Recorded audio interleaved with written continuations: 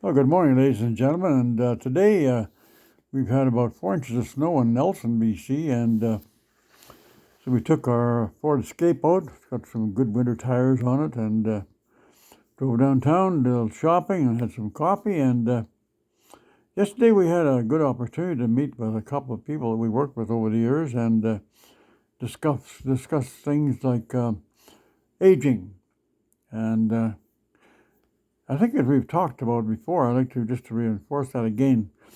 The saddest part I haven't finally been able to accept it, but when you known somebody for a long, long time, it doesn't matter whether it's a family member, or a fellow worker, or somebody you've known, a friend, and you're seeing these people over the years, and we meet and we notice that people are failing. Now we all have to realize, and I finally wrap my head around the fact that one day we'll probably have to give up our driver's license because nobody drives forever.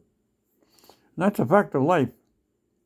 There are younger people coming up through the food chain that are going to take our places as we get old and pass on. And but still, it affects me a little bit when I talk to people and that I've known for years and years and years, and you find out that the ability to communicate is kind of going down, and it can be either in that case can be a bit on my part and a bit on their part, and sometimes people don't all age at the same. Even the people that are the same year, that are born on the same year, can age differently. And aging can be because of being handicapped, or they can't walk properly anymore, or whether it's handicapped by loss of sight, or handicapped by loss of hearing, or handicapped from the deadly disease of Alzheimer's and dementia. I seen that in my dad when he was about mid-80s. He was sitting in a care home, and we used to go and visit him and talk to him. And his mind was sharp as a tack. He could remember things that were done in the 1950s, clear as a bell. But he couldn't remember if he'd had breakfast or not. And that means the short-term memory was failing. And now I'm experiencing that myself. I'm seeing that in myself and other people. And we have to wrap our head around the fact that we're all going to, we may not all suffer the same diseases. We used to have coffee with a man here that was 100 years old, and to talk to him, he was like a 40 or 50-year-old man, very sharp. But his age was showing up more in his body, and of course, gray hair, and the ability to walk and get up and from the table and sit down carefully and walk. As we age, our bones and our muscles and joints get problems in them, and it affects our ability to move. So the only thing I can offer, pardon me, I don't have all the answers, but as an aging senior, I find for me it's very healthy, and I feel good afterward. I walk lots. I walk 3 to 5 miles a day, and today I'll probably do some of my walking inside the building because if the road surface is slippery, it's not good to go out there. Now I've got some chains I put on my boots. These little slip-on tractionizer things, you buy them from shoppers. About $23. You stretch them on your shoes, and it gives you a little bit of a chain link that drags underneath your shoe that gives you traction, like the same as tires chains would do on your car. So in order to protect ourselves from seniors tripping and falls, sometimes we got to look around and see what we can buy. And the chains for our shoes is a good feature, because as we find out when we're walking on the sidewalks, we get ice forming on the sidewalks, and also going downtown, they may be putting out some de-icer on the sidewalks, but some of the sidewalks are slippery. So by having the chains on our boots, it gives us some extra traction and prevents us from slipping and falling. Now, as a senior, the two things that kill people or handicap them is slip and fall accidents. Trip and fall accidents. So in your house, you can have these scatter rugs on the floor that you put there by your chair to put your feet on to keep your feet warmer. But sometimes your toe can catch on those when you're walking by with slippers, and you can trip on the scatter rug and wind up falling, breaking an arm or breaking a hip or breaking a leg, and become handicapped because of trip. Now, the tripping accident, we have to be on guard for that one.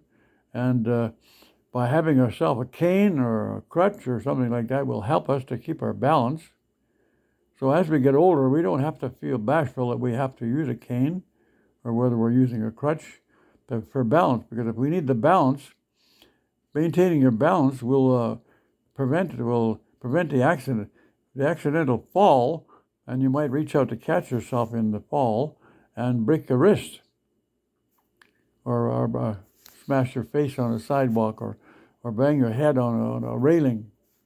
So we have to be particularly careful about trip and fall accidents. Now, the tripping accident, we got to be careful when we're walking and stepping over. I notice with me, I fall up the stairs sometimes when I'm climbing up the stairs because I wear bifocals. Sometimes I look down at the stairs and my distance is regulated by the glasses, but it might look okay, but your your foot is a little closer to than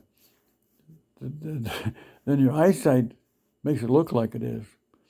So it's particularly careful that we put our hands on the handrails to keep our balance as we climb stairs or descend stairs or going down.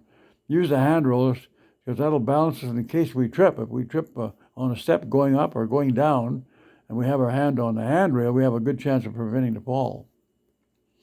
So I think as we age, we have to pay more attention to where we're putting our feet, what kind of footwear we're wearing, and the kind of footwear that's got anti-slip on the bottom. We're going to go out and on the outside make sure we've got rubbers on that have good grip, or also ice chains, because they're strip-on kind that you can buy at most drugstores, and they run about $22 to $24. So we are in charge of our own safety. So I think we can save ourselves from broken bones and slip and fall accidents by watching closer. Make sure we got good footwear with grip on the bottom.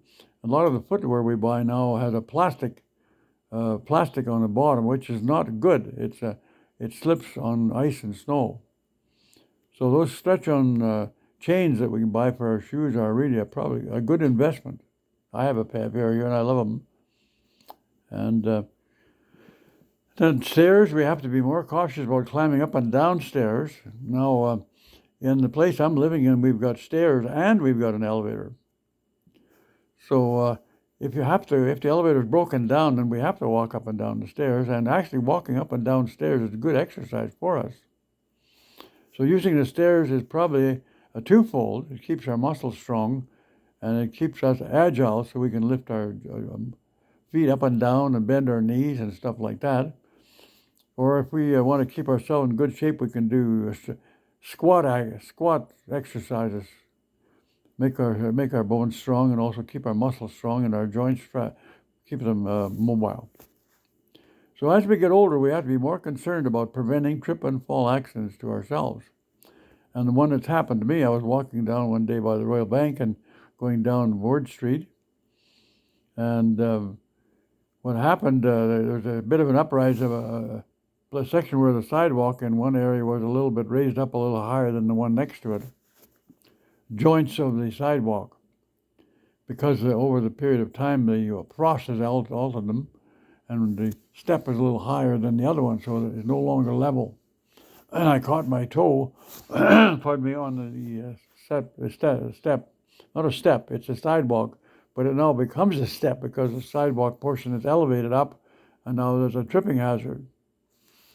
So when we're walking along the sidewalk, to be more conversant with watching where we put our feet, because we're walking along and we got our minds on something else, we can easily trip on something, whether it be a broken piece of the sidewalk, an elevated piece where the frost is elevated, the sidewalk section higher than the adjoining area, and a trip and fall accident, especially when you're going towards it, you can catch your toe on an obstacle. In some places on the streets now, the roots have grown underneath the sidewalk, and the sidewalk gets elevated in areas, and it creates a tripping hazard. So as we age, we have to be more careful when we're walking, where we're putting our feet, and watch for things we can trip on. Cords is another thing where you have electrical cords on the floor, whether it's across to your television or what. The more of those cords we can keep around the wall area, and also when you're walking out to your car, if you got your car plugged in and there's a block heater cord there, we have to be conscious about the fact that that cord may be across the area where we're going to walk, and we can trip and fall. So electrical cords and watering hoses, like gardening hoses for watering our garden, they can be across our path, and we have to be more conversant with those things now and recognizing trip and fall accidents. Because if we can recognize the trip and fall accident and take evasive action before we trip, we might save ourselves a broken wrist or a broken hip or a head injury. So getting older has a few challenges for us, so I think we have to be more aware as we age, and don't be afraid to buy maybe a crutch or a cane to have that extra bit of balance. We have our 2 feet and our knees and legs, but to have sometimes having that third member to balance as we're walking, and you don't have to be ashamed of that as an aging person. That's part of the business. Now, I think the other thing that we should talk about and think about a little bit is about being grateful. I just recently celebrated my 87th birthday, and I'm really grateful because I have good eyesight and my hearing is fairly decent yet, and I have the ability to communicate with people. And I'm walking and talking, and I'm driving my automobile. I've passed my medical driver's license tests with a doctor. And I think as we age, we have to wrap our minds around the fact that one day we're going to have to give it up. So in my particular case, I take either one of my sons or both of them for a ride once in a while, and I tell them, you watch me and make damn sure when I'm driving, if I'm starting to run across the stop signs or anything like that, or driving too fast or too slow, make sure and you remind me of any faults that I have in driving. Make sure you tell me about those, because those are the kind of things that gets us into accidents. Now, if we're not stopping at the stop signs or exceeding the speed limits, stuff like that, we can eventually get ourselves into an accident. So being aware of those ahead of time is a good thing, and we can use members in our family or our friends to tell us that. We can share that information with other people as well, and we protect ourselves. We're operating a little safety circle for ourselves.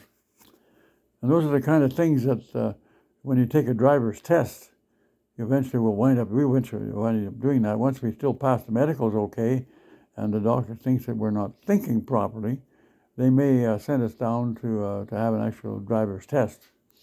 And they will be watching very closely to see if we're stopping at the crosswalk signs and allowing people to walk back and forth on the sidewalk, and also to make sure we're paying attention to the speed limits in town, whether we're stopping at the stop signs and being courteous with people, and also if we're respecting the speed limit signs. And also when we're parking, we park carefully and make sure that we don't back into people or back into vehicles. I am lucky I have a really nice backup camera on my vehicle, and that works really good. And I'm really thankful for that. So I think as we get older, we have to be thankful for the things we can still do, and thankful we have good friends, people we can share ideas with, and have a laugh or two. And so have yourself a great day, and hope you enjoy this fresh snow, and Merry Christmas. One of these days it'll be here. Good afternoon.